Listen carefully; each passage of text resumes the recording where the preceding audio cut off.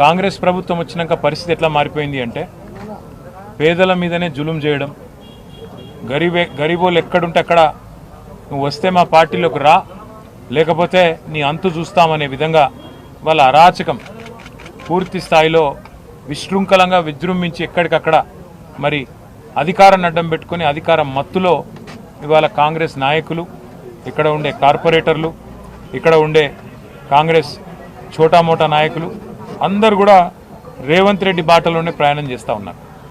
ఇవాళ హైడ్రా అనే ఒక దందా మోపు చేసినారు హైదరాబాద్లో. ఏంది హైడ్రా? హైడ్రా అంటే రేవంత్ రెడ్డి రెడ్డికుంటలో ఇల్లు కట్టుకుంటే కులగొట్టది. రేవంత్ రెడ్డి అన్న తిరుపతి రెడ్డి ఎఫ్టీఎల్లో ఇల్లు కడితే కులగొట్టది. రేవంత్ రెడ్డి గారి మనుషులు, ఆయన పార్టీలో ఉండే ఎమ్మెల్యేలు, మంత్రులు, వాళ్ళ ఇండ్లు బఫర్ జోన్లో ఉన్నా, ఎఫ్టీఎల్లో ఉన్నా, చెరువు మధ్యలో కట్టినా హైడ్రా గల్లబడది.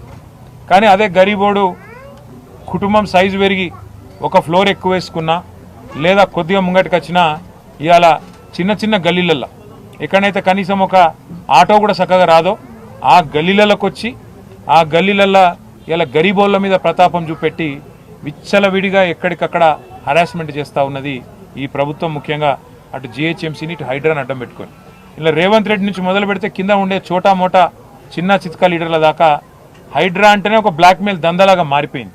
అట్లా ఈరోజు ఇక్కడ సర్దార్ మృతికి కూడా కారణం కేవలం కాంగ్రెస్ ప్రభుత్వం యొక్క హరాస్మెంటు, వీళ్ళ యొక్క దుర్మార్గ విధానాలు తప్ప ఇంకోటి కానే కాదు.